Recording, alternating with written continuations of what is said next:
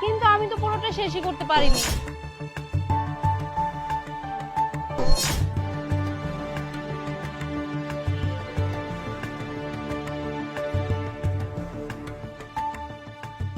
আপু, এই টাকাগুলো মনে হয় আপনাদের পড়ে গেছে, হয়তো আপনারা খেয়াল করেননি। হ্যাঁ, এই টাকাগুলো তো আমার বান্ধবীর পড়ে গিয়েছিল, খেয়াল করে নাই ভাইয়া। Thank you so much. হ্যাঁ, এই টাকাগুলো তো আমার, ধন্যবাদ আপনাকে। মা, এই টাকাগুলো আমার।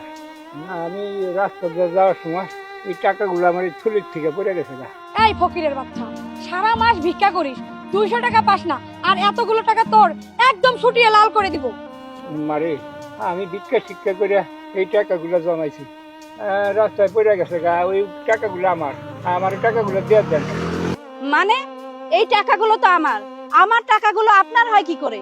এই চুপ থাকেন তো আপনারা, এই টাকাগুলো আমার কাছে দেন তো, দেন। আপনি বলছেন টাকা আপনার, আপনিও বলছেন টাকা আপনার। আচ্ছা বলেন তো এখানে কত টাকা আছে? এখানে তো 10,000 টাকা আছে। আপনি বলেন তো কত টাকা আছে? আমি তো ভিক্ষা শিক্ষা করে 10,000 টাকায় জমাইছি, এই জায়গায় 10,000 টাকাই আছে। মহা মুশকিলে পড়ে গেলাম তো। আপনিও বলছেন 10,000, আপনিও বলছেন 10,000। আসলে এখানেও তো 10,000 টাকাই আছে, কিন্তু আপনার টাকার সাক্ষী আছে, তো ওনার টাকার কোনো সাক্ষী নাই যে এই টাকা ওনার। তার মানে টাকাটা আপনারই। আপু, টাকাটা আপনিই রাখেন। আরে চাচাই, এখানে বেজাল করেন না তো, যান এখান থেকে যান। মারে, এমনটা করিস না, এই টাকাগুলো আমার দিয়ে দে। এই টাকাগুলো না হলে আমার খুব বিপদ হয়ে যাবো গা। তুই হাতে ধরে হিম্মত, তুই আমার টাকাগুলো দিয়ে যা। এই ফকিরের বাচ্চা, তোর এত বড় সাহস, তুই আমাদের হাতে টাচ করতে আসিস? যা এখান থেকে যা। এই চল তো। হ্যাঁ চল। আমার সর্বনাশ করে আমার টাকাগুলো সব নিয়ে গেল, আমি কি করি?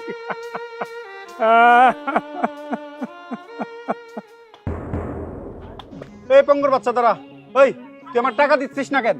বাবা রে, আপনার লিগে তো টাকা আমি নিয়ে আসতে লাগছিলাম, রাস্তায় একটা মেয়ে ওই টাকাগুলো সব নিয়ে গেছে।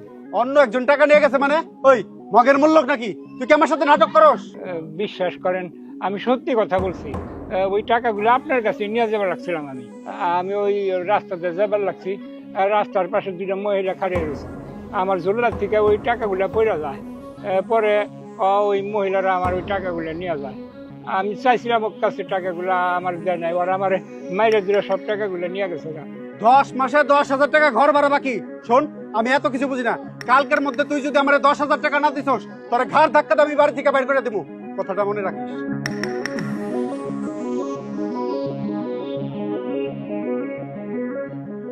আরে আরে কি করতেছ? ছাড়া দেন কইছি। আরে আরে ছাড়া দেন। আরে ছাড়া দেন আমার। ইস, কি করতেছ? ছাড়া দেন কইতেছি। আরে আরে রাস্তাঘাটে দেখা চলা পারেন না, নিজের সেফটি নিজেও করতে জানেন না, তাহলে রাস্তাঘাটে একা একা বাইরেন কিসের লিগে? আপনি তো নিজেই ভালো করে চলাফেরা করতে পারেন না, তারপরেও আপনার এই অবস্থা থাকা সত্ত্বেও আপনি আমার ইজ্জতটা রক্ষা করেছেন। দেখেন, মানুষ হিসাবে এটা আমার দায়িত্ব, তবে একটা নারীর কাছে তার ইজ্জত বড় মূল্যবান। আর আজকে যদি আপনার জায়গায় আমার মেয়ে থাকতো, তাহলে এইভাবেই তার ইজ্জত আমি রক্ষা করতাম। চাচা, আমি সেদিন না বুঝেই আপনার সাথে অনেক বড় অন্যায় করে ফেলেছি। আমি আপনার কাছে ক্ষমা চাচ্ছি সেই দিনের জন্য। সেই দিন আমি আপনার টাকাগুলো মেরে দিয়েছি, তারপরেও আজকে আপনি আমার ইজ্জত রক্ষা করেছেন। আমি আমার প্রাপের প্রায়শ্চিত্ত করতে চাই। বলুন, আমি আপনার জন্য কি করতে পারি? মারে, আমার জন্য তোমার কিছুই করণ লাগবে না। ওই যে ওই দিনকার 10,000 টাকা, ওই টাকা আমার ফেরত দিলেই তাইলেই জানো মা, ওই 10,000 টাকার লিগা আমার কত বড় একটা ক্ষতি হয়ে গেছে গা। ওই 10,000 টাকা দিলেই আমার বড় উপকার হইব। এই যে রাস্তা গেছে না, এই রাস্তার পাশেই একটা দোকান আছে, ওই দোকানের বাউ পাশেই আমার বাড়ি। আচ্ছা ঠিক আছে চাচা, আমি বিকালে আপনার বাসায় গিয়ে টাকাটা দিয়ে আসবো। আচ্ছা, এরপরে রাস্তাঘাটে একটু দেখে শুনে চলাফেরা করেন।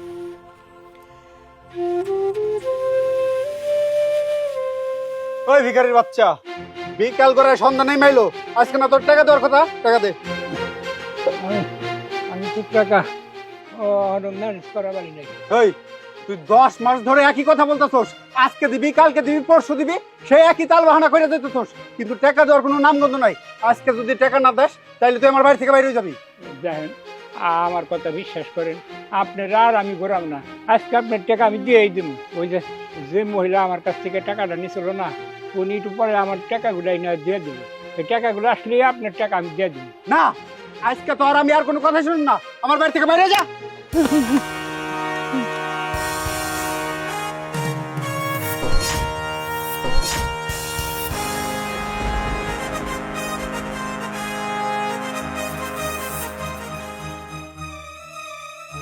আপনার এত বড় সাহস, এমন একটা মুরব্বী মানুষকে ধাক্কা দিয়ে মাটিতে ফেলে দিলেন। এই ফকিন্নির বাচ্চারে ঘাড় ধাক্কা দিয়ে মাটিতে ফেলাই দেওয়ার জন্য কি সাহসের দরকার আছে? আমার মন চাইছে আমি ফেলাইছি। এই ভিখারির বাচ্চার কাছে আমি 10 মাসের বাড়ি ভাড়া পাই, পরিশোধ করার নামগন্ধ নাই, তাই ঘাড় ধাক্কা দিয়ে আমার বাড়ি থেকে বাইর করে দিছি। তাতে আপনার সমস্যা কি? আর আপনার যদি এই ভিখারির বাচ্চার জন্য এতই দরদ থাকে, তাহলে টাকাটা আপনি পরিশোধ করে দেন। হ্যাঁ, দিচ্ছি। এই নিন, এই যে আপনার 10,000 টাকা। এখন এই মুহূর্তে আপনি এখান থেকে চলে যান। ঠিক আছে, আমি আমার বাড়ি ভাড়া বুঝে পাইছি, আমার আর কোনো কথা নেই। চাচা, আপনি ছাড়া কি এ বাড়িতে আর কেউ থাকে না? না রে মা, আমার বউ পোলাপান কোনো কিচ্ছু নাই, আমি একা একা এই বাড়িতে থাকি। ঠিক আছে চাচা, আপনার যদি কোনো সমস্যা না থাকে তাইলে আপনি আমার সঙ্গে আমার বাড়িতে গিয়ে থাকতে পারেন। আমাদের বাড়ি অনেক বড়, আর আজকে থেকে আপনার আর ভিক্ষাও করতে হবে না। আচ্ছা ঠিক আছে মা, আমি তোমার ওই জায়গায় থাকুন। আচ্ছা ঠিক আছে চাচা, তাহলে চলুন আমার সঙ্গে।